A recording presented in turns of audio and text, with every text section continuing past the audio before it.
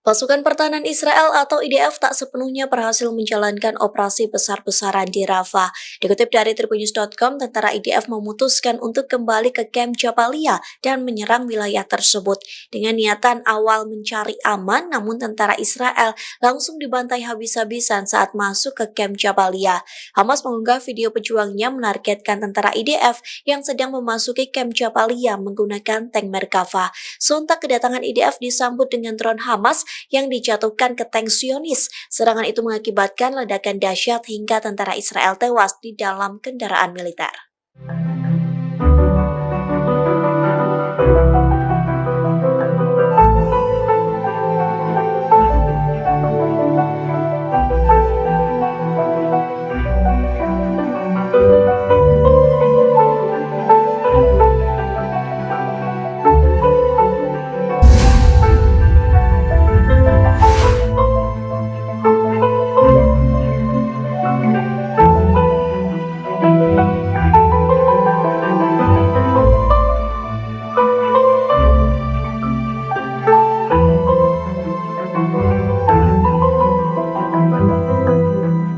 Download Tribun X sekarang, menghadirkan lokal menjadi Indonesia.